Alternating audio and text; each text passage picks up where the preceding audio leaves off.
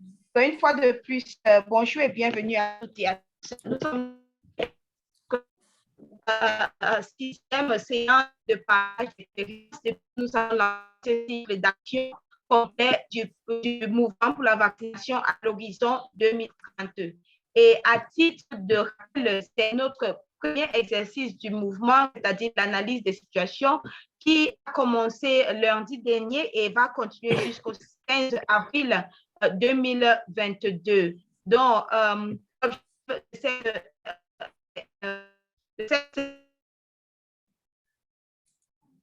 On ne t'entend plus, Charlotte. Charlotte a disparu.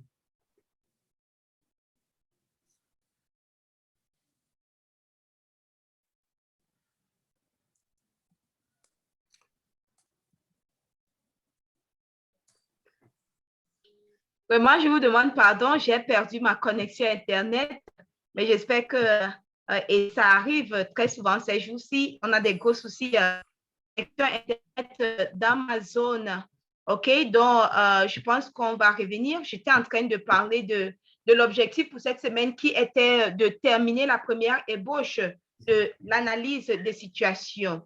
Donc, et pour ce faire, il y a toute une série d'outils qui ont été préparés pour faciliter la tâche pour vous. Et il y a 3 documents clés, justement, que Red a partagé hier.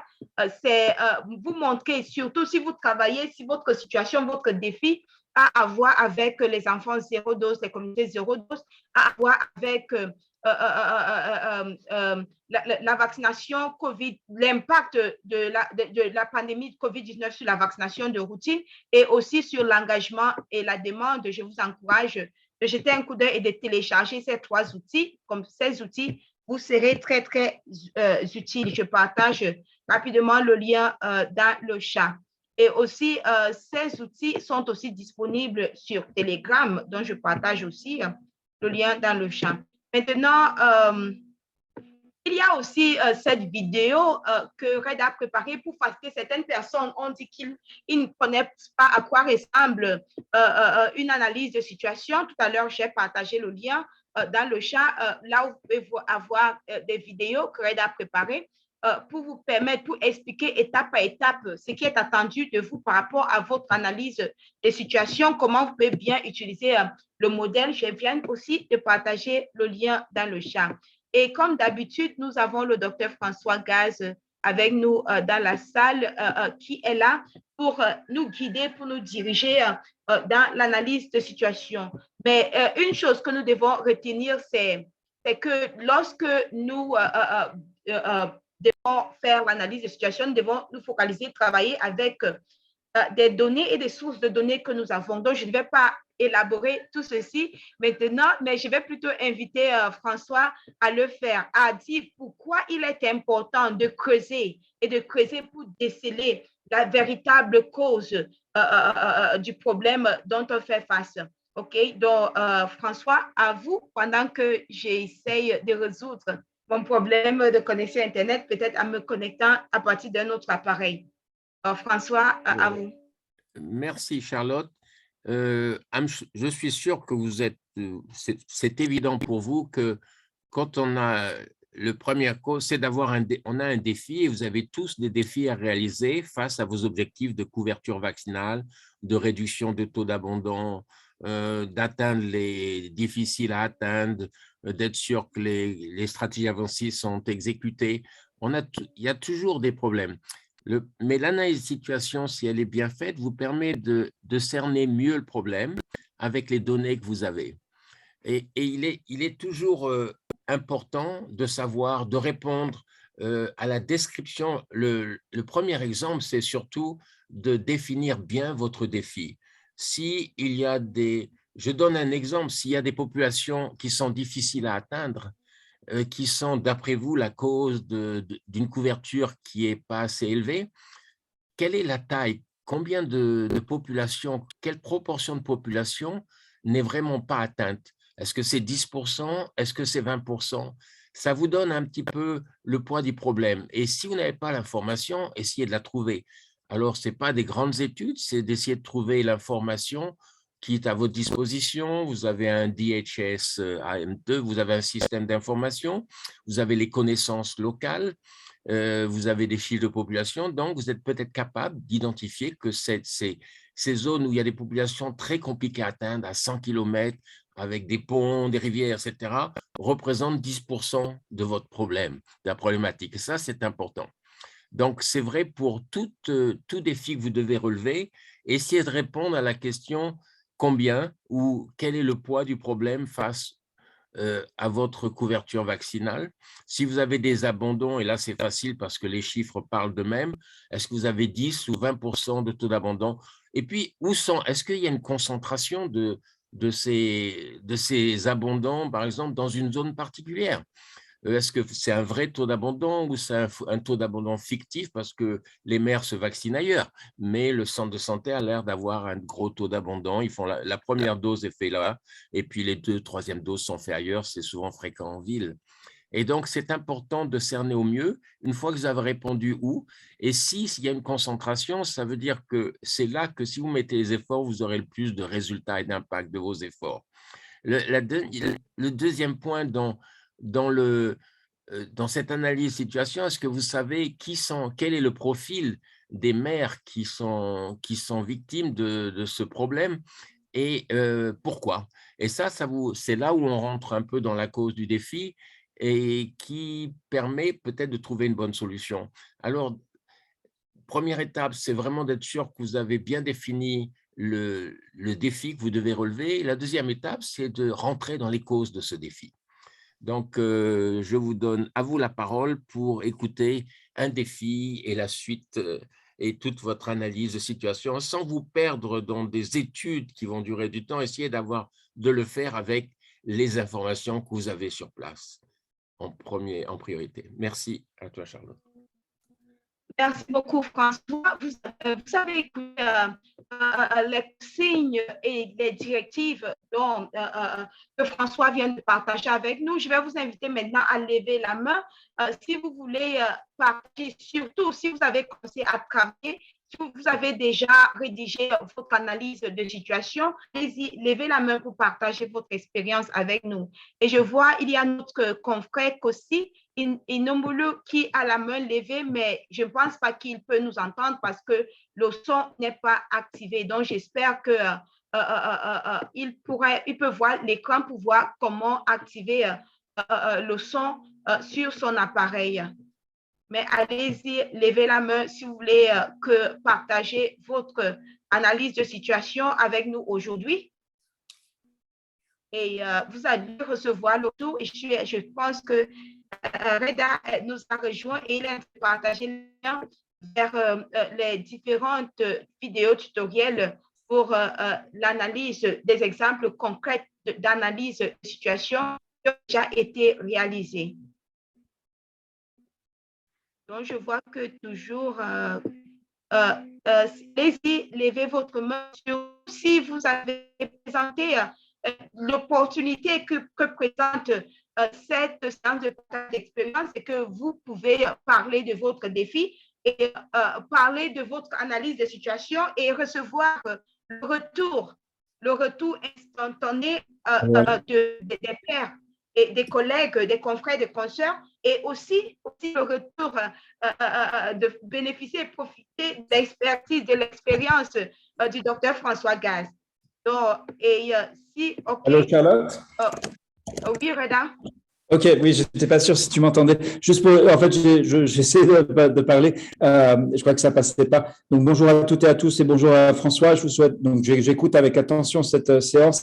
Effectivement, enfin, de ce qu'on a pu déceler, il y a très peu de personnes qui ont réellement progressé jusqu'à aujourd'hui sur leur analyse de situation. Donc, simplement pour souligner l'impératif donc du délai de la date butoir de vendredi prochain. Donc, cela peut sembler loin, mais je vous encourage donc à utiliser cette séance vraiment pour définir, faire l'ébauche de votre analyse de situation pendant la séance, puisqu'après, je sais, la plupart d'entre vous retournent vaquer à leurs occupations, à la mission première de la vaccination. Donc, pendant cette séance, Au fur et à mesure que Charlotte et François vous interrogent, vous montrent un petit peu les différents aspects de l'analyse de situation, notez sur papier ou sur votre ordinateur, prenez des notes qui vont après vous aider à constituer votre analyse de situation. Donc, tout en écoutant une personne partager son expérience sur son analyse, utilisez ça pour nourrir la vôtre. Comme ça, vous ferez vraiment bon usage de pierre d'un coup, à la fois écouter, partager l'expérience et avancer concrètement, vous, dans votre analyse de situation. Merci, Charlotte. Merci beaucoup, Reda. Merci beaucoup, Reda.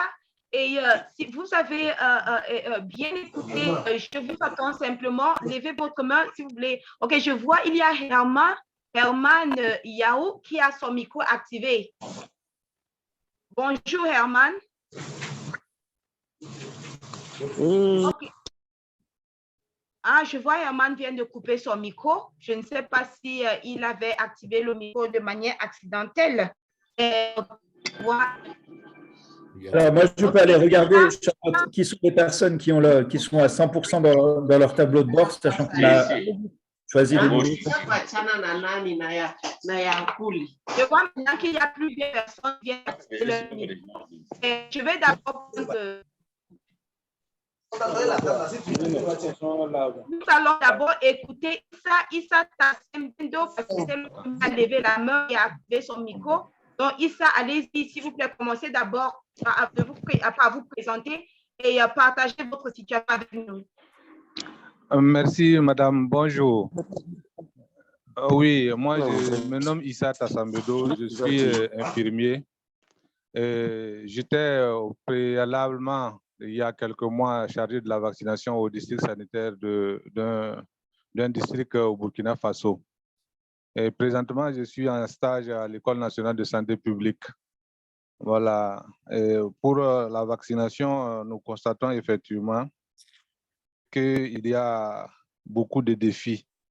Et à notre district actuellement, mon défi était de relever le taux de couverture et de la vaccination au niveau des enfants et de 0 à 59 mois, surtout avec le RR2, et rougeole, fièvre, rougeole, rubéole en deuxième dose, parce que nous avons constaté actuellement une recrudescence des cas de rougeole dans les districts et nous voudrons savoir quel est le problème majeur pour pouvoir arriver à juguler ce problème afin d'éviter encore la recrudescence de cette maladie. Et, allô? Oui, oui, on t'entend. D'accord, merci. Maintenant, je vais peut-être m'excuser parce que déjà, je n'ai pas encore établi réellement comment on appelle ça, le détail du travail qu'on vient de donner, parce qu'il n'y avait effectivement pas le temps. Mais aujourd'hui, je voulais profiter du partage des uns et des autres pour pouvoir savoir qu'est-ce qu'il faut faire. Voilà, donc je m'étais dit que actuellement, la situation était liée à beaucoup de facteurs, et notamment la sous-estimation de la population, parce qu'on constate que les CSPS dont nous avions visité en son temps avaient des taux effectivement relativement bons et par rapport à la couverture. Et maintenant, au niveau de la ville, on constate que les CSPS qui sont au niveau de cette localité avaient aussi des pourcentages assez satisfaisants. Malgré tout, il y a la recrudescence des cas de rougeole. Et moi, je me demandais, est-ce que cela est lié à la non-maîtrise de la cible, parce qu'on s'est dit qu'on a tout vacciné, ou bien est-ce que cela est dû aussi à la qualité de nos vaccins, ou bien c'est compte tenu de la situation des déplacés internes, parce que souvent la majeure partie de ces populations aussi, de ces cas qu'on a reçus, sont des cas de PDI, ça veut dire des personnes déplacées internes et dont les enfants n'avaient pas reçu les vaccins. Voilà. Et donc, maintenant, qu'est-ce qu'il faut faire? Parce que moi, dans notre analyse au préalable, on avait supposé au niveau des centres de santé le recensement de tous les enfants dès leur naissance et au niveau CSPS et au niveau village, et afin de pouvoir faire la vaccination en stratégie avancée et en stratégie fixe. Et la vaccination se fait tous les jours au niveau des centres de santé pour ce qui concerne les vaccins liquides. Et pour ce qui concerne les vaccins lyophilisés qui ont une durée de temps relativement courte, et on fait des programmes, notamment des programmes de sortie et des programmes de stratégie fixe où quand on vaccine et qu'on a des enfants dans des CSP, dans d'autres villages, on rentre en contact avec les ASBC et on part à la recherche de ces enfants-là en même temps pour pouvoir vacciner afin d'éviter les taux de perte. Voilà ce qui se passait actuellement et dans notre district pour juguler en tout cas et essayer de relever les taux. Maintenant, je ne sais pas si dans cette lancée, je peux toujours évoluer comme ça pour pouvoir faire l'analyse. Voilà. OK, merci beaucoup Issa Tassembedo. François, nous voyons que recrudescence des cas de rougeole, des épidémies de rougeole, ça revient à chaque fois lors des séances de partage d'expérience. Les questionnements, qu'est-ce que vous pouvez dire par rapport aux questions que Issa Tassembedo s'est posé pour bien comprendre sa situation? François. Merci Charlotte. Je pense que Issa a posé les bonnes questions et qu'il faut essayer d'y répondre pour pouvoir réellement trouver des actions correctrices. Alors, il y a, je pense, simplement une petite information pour Issa. Avec les bons éléments d'information, les bons éléments de cause de ces cas de rougeole, il faut savoir qu'avec la pandémie, il y a quand même eu des baisses de la couverture.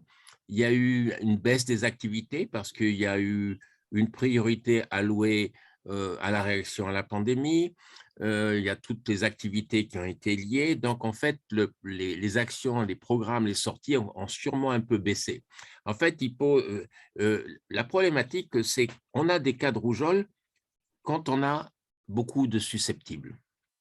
Et ces susceptibles, tu viens de le mentionner, ils viennent à la fois, même si on a 100% de couverture, on a 15% avec la première dose de rougeole, on a 15% d'enfants qui ne sont pas protégés et qui ne pourront être protégés que par une deuxième dose si elle est mise en place de manière effective, avec une couverture effective.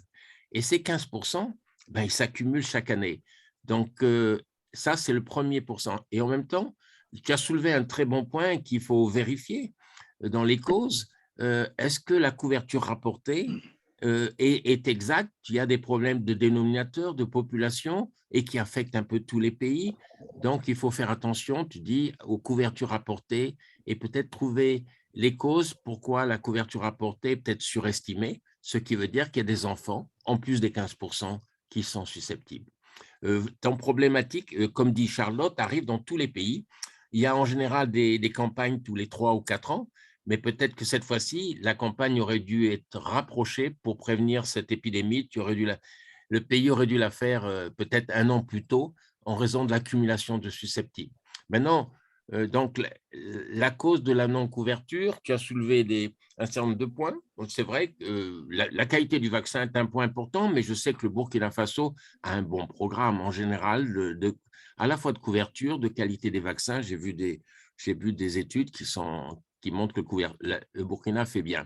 Le problème, c'est si la couverture est plus basse que celle rapportée, est-ce que tu as une manière de savoir quel est le vrai niveau de couverture ou c'est très compliqué? Oui, et le vrai niveau de couverture, c'est pas compliqué parce que le vrai niveau de couverture, on ne peut pas le savoir tant qu'on n'a pas essayé de faire une petite enquête sûrement dans les cibles.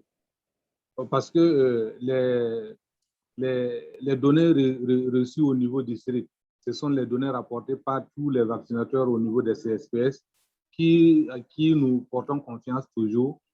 Et maintenant, pour savoir si ces données qu'on transmet, ce sont des données fiables et que ces données sont, nous aussi, on fait souvent des validations de données et au niveau district, en collaboration avec les agents vaccinateurs et tous les acteurs de la vaccination.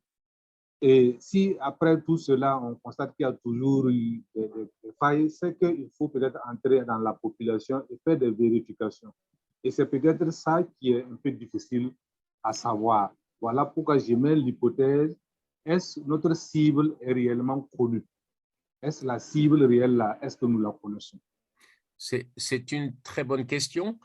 Et il est effectif qu'en général, enfin, il a été prouvé, en général, le taux d'abandon est un taux qui est facile et auquel on peut se fier parce qu'on commence, mais on ne finit pas. Maintenant, trouver combien est le nombre de zéro dose, est-ce que le nombre de doses de rougeole est équivalent à celui du nombre de pentarin?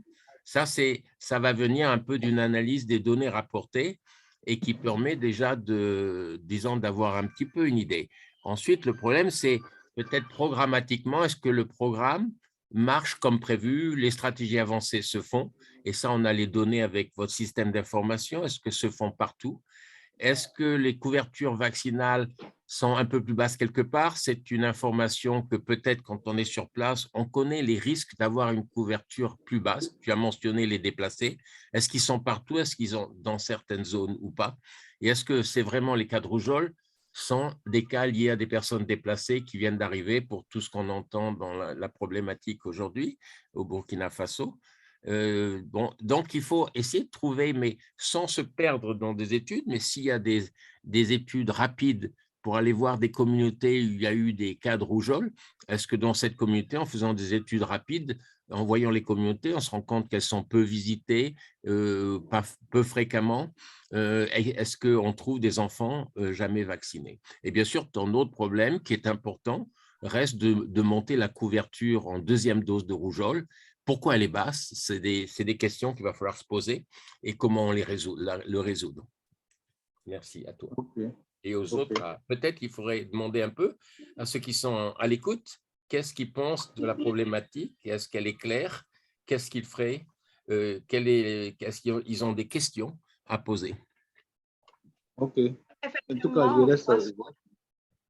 oui, merci Issa, merci François. Et effectivement, si votre défi, vous avez le même défi peut-être que Issa, et quelle est votre situation? Pouvez-vous lever la main pour partager ou bien vous avez des questions à Issa pour avoir plus d'éclaircissement sur sa situation? N'hésitez pas à le faire. Vous pouvez aussi poser vos questions dans le chat si vous n'avez pas de parole. OK, mais entre-temps, sinon, s'il n'y a pas d'autres questions, François, je pense qu'on peut passer à une autre. OK, je vois Youssouf Sawadogo qui a la main levée. Allez-y, vous avez la parole. Activez votre micro, s'il vous plaît. Youssouf? Bonjour, bonjour. Bonjour. C'est Youssouf Sawadogo depuis le Burkina Faso. Je comprends un peu le problème de Tassambedo. Il faut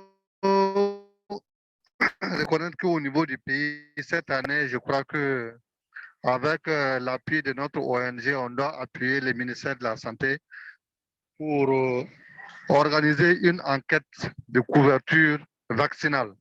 Donc, ça va nous donner vraiment la couverture réelle au niveau du pays et de certains districts.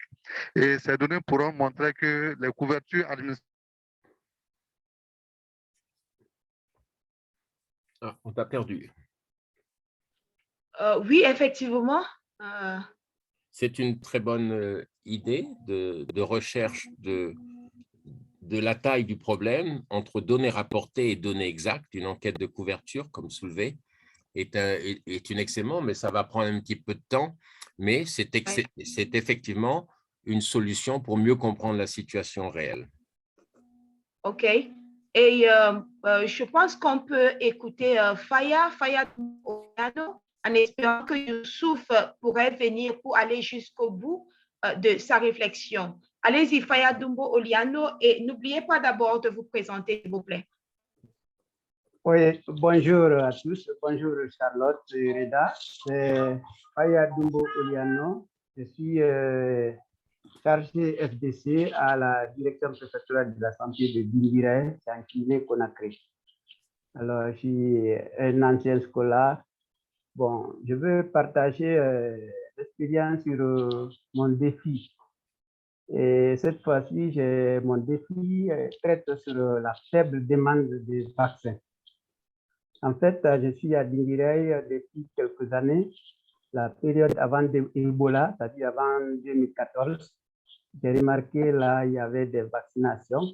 J'étais agent vaccinateur, donc on allait dans les villages, les gens s'alignaient, se mettaient en rang, il y avait l'engouement. Alors, mais après Ebola, les choses ont changé. Et cette fois-ci, je veux vraiment creuser, voir pourquoi les gens n'aiment pas se faire vacciner et pourquoi il n'y a plus d'engouement, pourquoi les gens ne viennent plus volontairement au centre de santé ou dans des sites de vaccination, vraiment pour se faire vacciner. C'est ça vraiment mon défi. Je veux vraiment que si vous avez quelques solutions aussi à me guider, à m'apporter pour traiter ces défis, vraiment, sont les bienvenus. OK, merci beaucoup, Oliano. J'aimerais poser cette question. Depuis combien de temps vous avez fait ce constat que les gens ne viennent plus ou bien ne répondent plus aux séances de vaccination? Quelles sont les cibles les cibles que vous visez? Est-ce la vaccination de routine en général avec des enfants ou bien la vaccination COVID qu'on demande aussi les adultes? Voilà, je disais que c'est depuis vraiment 2014, quand Ebola est venu avec beaucoup de rumeurs où les gens même disaient que quand tu vas à l'hôpital ou au centre de santé, tu vas avoir cette maladie. Donc, c'est venu avec beaucoup d'inquiétudes. Alors, les vaccinations, je parle de la vaccination en général. J'ai commencé à traiter mon défi, peut-être quand je vais soumettre, vous verrez. Il s'agit de la vaccination de routine d'abord, et qui est vraiment difficile, ça, parce que ça, c'est chaque jour au centre de santé et en stratégie avancée. Donc, nous remarquons qu'avant, les gens venaient simplement pour la vaccination. Vous pouvez quitter même des lieux lointains, même quand l'agent n'a pas le temps d'aller faire la stratégie, mais les parents venaient. Et aussi, pendant les activités de vaccination supplémentaires, là aussi, c'est le pire. Parfois, là, on fait les équipes qui se déplacent parfois porte à porte. Et il y a d'autres équipes, si c'est les injections, par exemple, la vaccination contre le tétanos maternel néonatal ou la méningite, ça, c'est des équipes aussi qui vont se fixer dans des gros villages. Les gens viennent maintenant pour la vaccination. Mais la remarque est qu'il y a certaines qui boutent, qui vraiment, même parfois, même les autorités, quand vous venez, on peut même vous donner à manger, on peut même vous loger, mais vraiment, ça leur dit rien. Une fois, bon, j'ai demandé même aux femmes qui étaient à côté si elles sont vaccinées. Elles disent non, bon, on n'est pas encore vacciné. Donc là, il faut chercher le mot jour, c'est-à-dire les mobilisateurs sociaux. Il faut vraiment battre maintenant, rentrer voir les autorités et expliquer de long en large pour que certaines viennent quand même adhérer à la vaccination. Merci. Un petit commentaire. Est-ce que ce problème est partout dans votre district ou est-ce qu'il est concentré dans certaines zones? Et est-ce que vous avez les évidences que les stratégies avancées ont lieu, les stratégies fixes ont lieu, selon le planning, elles ont lieu le jour où vous avez planifié, à l'heure où vous avez planifié? Est-ce que vous avez des évidences là-dessus? Oui, là, ça, il y a la vaccination de routine, c'est-à-dire les centres de santé, il y a même 22 postes de santé qui sont dotés maintenant en frigo solaire et qui aident aussi à vacciner, c'est-à-dire les centres de santé où l'agent fait à ses points de stratégie avancés. Et on a aussi programmé les chefs de poste qui ont aussi leur village à stratégie avancée. Donc, ça marche. Donc, c'est programmé comme ça. C'est-à-dire, le programme se passe comme ça. Merci. Est-ce que vous savez pourquoi les mamans se sont désintéressées de la vaccination de routine après avoir eu un engouement pour Ebola? Est-ce que vous savez pourquoi ou est-ce que vous avez eu l'occasion d'interroger des mères ou pas vraiment? Est-ce que vous avez des informations ou comment vous allez le savoir? Voilà, comme c'est généralisé, parfois j'ai eu à interroger les mères pendant qu'on faisait l'étude sur l'hésitation de la vaccination. Bon, il y a une mère, il y a des mères qui parlaient de quand l'enfant est vacciné, donc ils tombent malades. Et lui, une fois l'enfant était vacciné, l'enfant est tombé malade, ça manquait du sang. Donc, elle a parlé comme ça. Là, on a pu la convaincre que la maladie, le manque de sang n'était pas lié à la vaccination, c'était plutôt l'enfant avait le paludisme et que l'enfant a été hospitalisé pour ça. Mais la vaccination vraiment ne donne pas une maladie qui fait le déficit du sang dans le corps de l'enfant. Donc, souvent, c'est beaucoup, c'est l'hésitation. Bon, je ne sais pas, bon, maintenant, peut-être il y a autre cause. Il faut vraiment, je veux creuser pour connaître là aussi des causes qui peuvent s'ajouter à l'hésitation. Bon. Une petite question complémentaire. Oui. Dans tous les programmes de vaccination, il y a toujours un volet qui est sensibilisation, communication. Bien sûr, avec le temps, ce volet a beaucoup diminué. On présume que maintenant, tout le monde est au courant du bénéfice de la vaccination, pourquoi il faut aller se faire vacciner. Mais bien sûr, quand on ne voit pas les maladies contre lesquelles on va vacciner, bah, c'est une moins grande priorité. Est-ce que dans votre programme, l'intensité des séances de sensibilisation de communication s'est maintenue au cours du temps ou il y a eu une chute? OK. Merci beaucoup, François. Faya, vous allez répondre tout à l'heure. Cela est dépassé les 30 minutes pour notre séance. Et vous connaissez que, comme d'habitude, nous respectons beaucoup votre temps. Donc, avant que Faya réponde à la question de François sur la sensibilisation, je tiens aussi à reconnaître tous les commentaires qui sont laissés dans le chat. Mais vous savez, c'est que la question que je pose chaque fois que nous finissons les 30 minutes de la séance parce que nous respectons le temps. Et je vois déjà Clémence qui a dit encore. Donc, est-ce que vous souhaitez qu'on puisse continuer jusqu'à la 45e minute, 11h45, heure de Genève, qu'on puisse écouter, donc, soit encore ou oui dans le chat. Merci beaucoup. Et je sais que François et moi-même aussi. Oui. Allez-y, Faya Doubo, allez-y avec votre réponse. Merci. OK. Oui, bon, je crois que, merci François Gass, je crois que le défaut est là-bas un peu, bon, on croit que les gens sont vaccinés et les gens sont informés, la population est informée, donc le programme de maintenant de mobilisation sociale et la sensibilisation n'est pas tellement intense. C'est là-bas qu'il y a peut-être un défaut. C'est comme ce que je disais, s'il y a problème dans un village, il faut maintenant revoir les autorités sanitaires, bon, voir même les gens qui sont chargés de la communication là. Bon, qu'est-ce que vous avez informé? Bon, on voit que certains villages aussi n'ont pas reçu le message. Bon, les vaccinateurs arrivent comme ça là, et disent, ah, nous, on n'est pas informés, la radio n'arrive pas ici, ainsi de suite. Donc, je vois qu'il y a aussi un petit défaut dans ça. La sensibilisation ne marche pas comme il faut.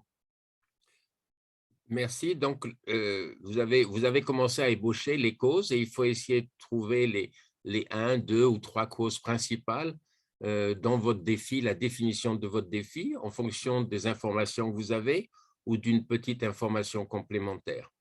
Merci. OK. Merci beaucoup. Merci. Et merci Faya Doubo Oliano, merci aussi François et merci à tous ceux et celles qui ont déjà laissé tellement de commentaires dans le chat. Je vais vous encourager à regarder le chat pour lire les commentaires. Nous voyons qu'il y a encore plusieurs mains levées. Donc, je vais me retourner vers, pour une sorte d'équilibre du chat, je vais me retourner vers Tieno Kadiatou Balde. Tieno Kadiatou Balde, est-ce que vous pouvez activer votre micro? Oui, bonjour à tous. Bonjour. Et commencez d'abord par vous présenter, s'il vous plaît. Oui, c'est Tieno Kadiatou Balde. Je suis consultante en communication basée au bureau des zones Ouest Labé UNICEF. Je suis chargée de communication, Guinée-Conakry. Oui. Merci beaucoup. J'ai un peu suivi, je suis un peu en retard, c'est vrai, mais j'ai un peu suivi l'intervention du gars de Dinguiraye par rapport à son défi. Et peut-être que j'ai le même défi aussi, mais que nous, on a essayé aussi de mettre des stratégies en place. Et sur les stratégies avancées, et nous, on a juste essayé de mettre en contact l'agent vaccinateur. L'agent vaccinateur, quand il veut aller en mission, par exemple dans un village, qu'est-ce qu'il faut faire? Il faut d'abord passer par le chef de district, l'informer de l'arrivée de la mission. Et il y a les mosos, il y a les repos qui sont dans les villages. On informe le repos, on donne le rendez-vous. Et comme ça, ils sont tous informés pour la mobilisation. Et pendant la vaccination, si l'agent PEV arrive, il faut qu'il passe d'abord par le chef de district. Lui, il va signer son ordre de mission. Ça, c'est pour dire que oui, effectivement, il avait été au village. Et après, pendant la vaccination, il faut qu'on sensibilise aussi. On leur a demandé de sensibiliser les mamans. Que quand tu vaccines l'enfant de quelqu'un, il faut toujours tenir compte des informations. Il faut informer la femme sur quoi, sur quelle maladie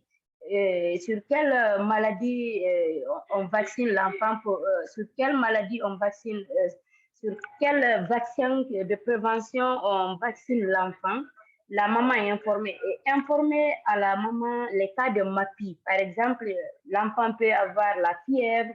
Donc, en cas de cas, il faut retourner l'enfant au centre de santé, là où il a pris le vaccin. Et si la maman est informée de ça, je pense que nous avons dit que ça va aussi diminuer les cas de réticence.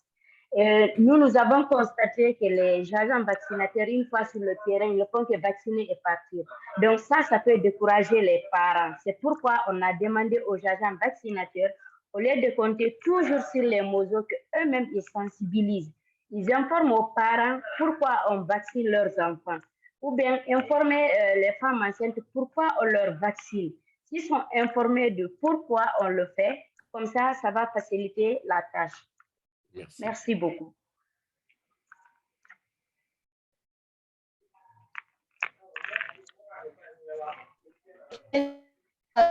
Charlotte?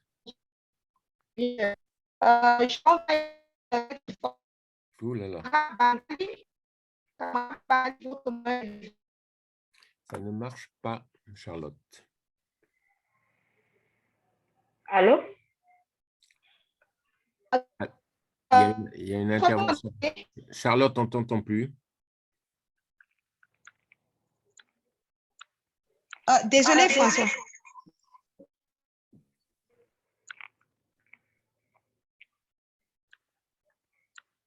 Désolée, j'ai sûrement des soucis de connexion Internet sur mon ordinateur. Donc, j'étais en train de demander à Kamara Bangali d'activer son micro. Et après son intervention, avant qu'on ne retourne vers vous, François.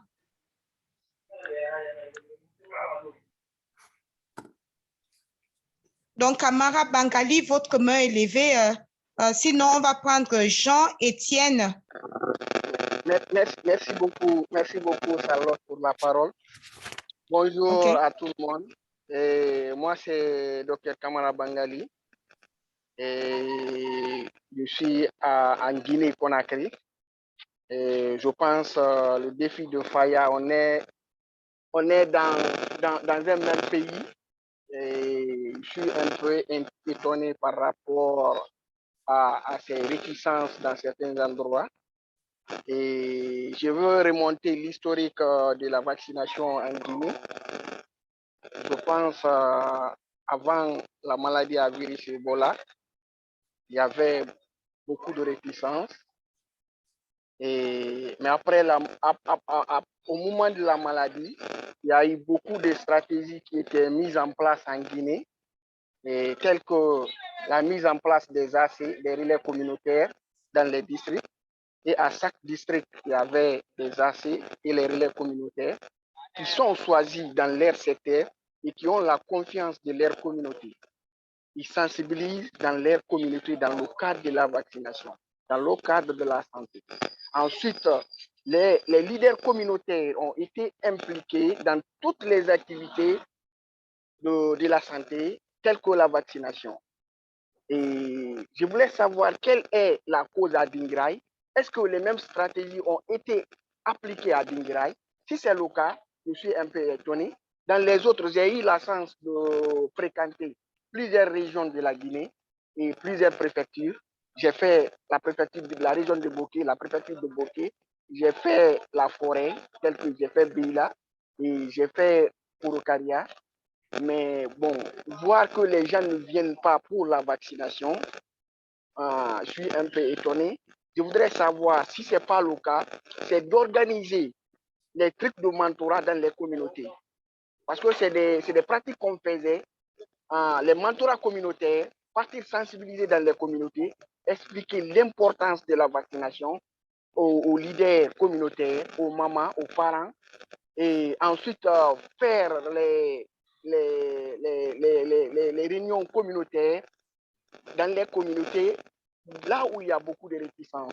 Sinon, en Guinée en général, les gens viennent se vacciner. Il y a eu quelques problèmes quand il y a eu la venue de la maladie, de la COVID, il y a eu quelques réticences, mais actuellement, je pense, dans la majeure partie des préfectures de la Guinée, il n'y a pas assez de cas de réticence. Je suis un peu étonné. Je voudrais conseiller à mon cher ami Faya de signaler les repos, c'est d'activer les repos. Ensuite, impliquer les leaders communautaires, faire les mentorats communautaires, mentorat au niveau de la communauté, sensibiliser la communauté, expliquer l'avantage de la vaccination, expliquer l'inconvénient de la non-vaccination et expliquer tous les aléas de la vaccination dans les pays. C'est la contribution que nous voulons apporter. Merci pour la parole et je remercie tout le monde. Et bonne journée. Merci. Merci beaucoup, Mangali Kamara. Et nous avons écouté, François, nous avons écouté Tieno Kadiatou Balde et puis Kamara Mangali. Je pense qu'ils sont tous de la Guinée-Conakry comme notre confrère Faya Dumbo. Maintenant, qu'est-ce qui peut expliquer cette différence? Est-ce dans des différentes régions ou bien contextes, préfectures dans le même pays, est-ce le contexte socio-culturel qui peut faire en sorte que dans une zone, il y a plus d'hésitation que dans l'autre? Et puis, peut-être, François, votre avis par rapport aussi à ces deux interventions. Merci, Charlotte, et merci aux deux intervenants. Je pense que ça soulève l'importance de bien analyser son défi, qui peut être local ou qui peut être beaucoup plus généralisé à pas mal de districts pour différentes raisons que on ne connaît pas, sauf si on regarde les causes du problème.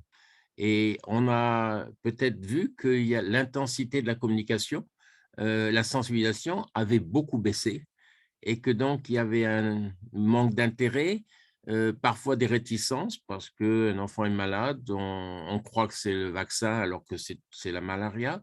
Donc en fait, je crois que le défi est qu'il y a un problème de connaissance, il y a un problème des mères, il y a un problème de manque d'activité de sensibilisation parce que on présumait que maintenant tout le monde savait et manifestement les problèmes ressurgissent. Alors, je pense que c'est intéressant parce que même dans des pays bien vaccinés, comme l'Espagne où j'habite, il y a des réticences face à la vaccination de routine que je n'ai jamais vues avant, qu'on n'a jamais vues.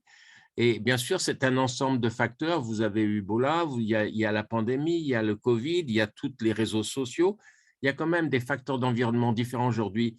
Et je pense qu'il est important, c'est de bien comprendre pourquoi ces mères hésitent et d'y répondre.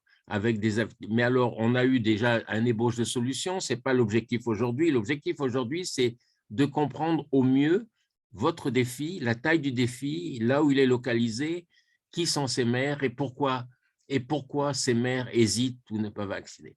Et ça, il faut le faire au maximum avec les données que vous avez, avec peut-être des petites enquêtes de ménage ou auprès de maires, des petites enquêtes d'observation, est-ce que les maires en reçoivent l'information dont ils ont besoin quand elles viennent à un centre de vaccination. On a entendu parler des leaders communautaires et peut-être que ça avait beaucoup baissé dans les années précédentes et que maintenant ça revient sur le tapis.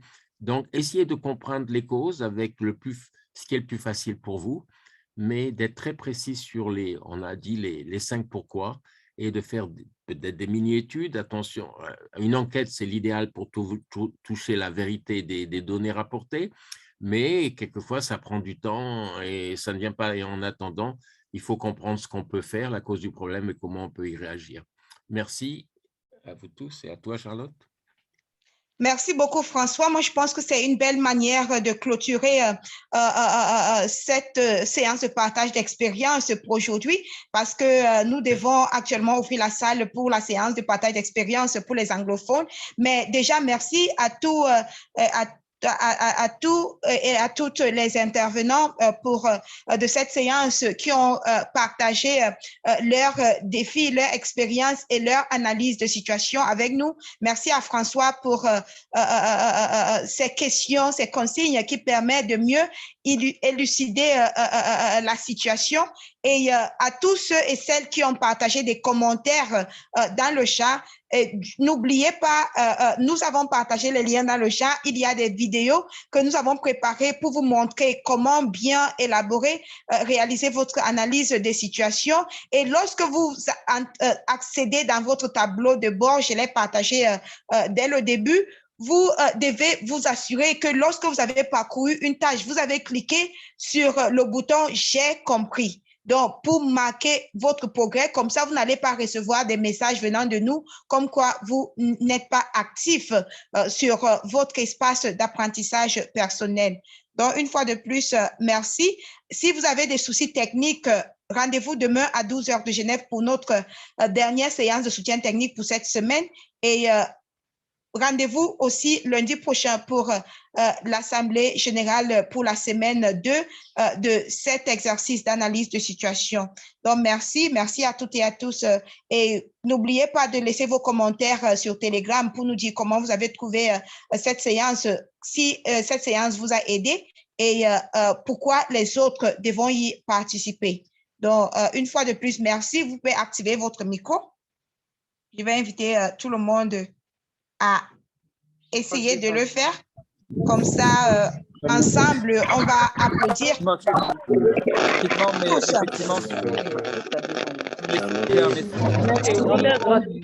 Merci Charlotte. Merci Charlotte. Merci à tous, au revoir. Merci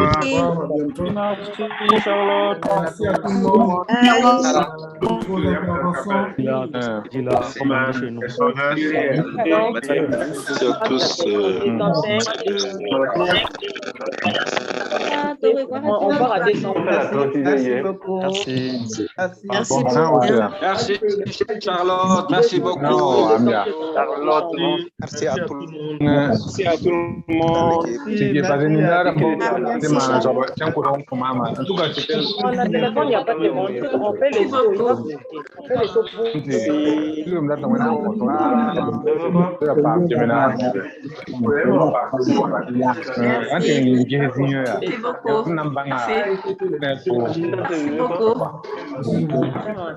pour. Là, au moins.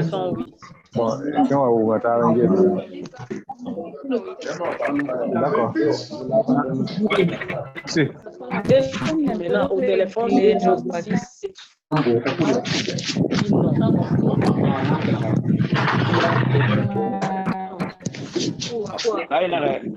moi je suis avec le téléphone. Il y a du téléphone, il n'y a pas de On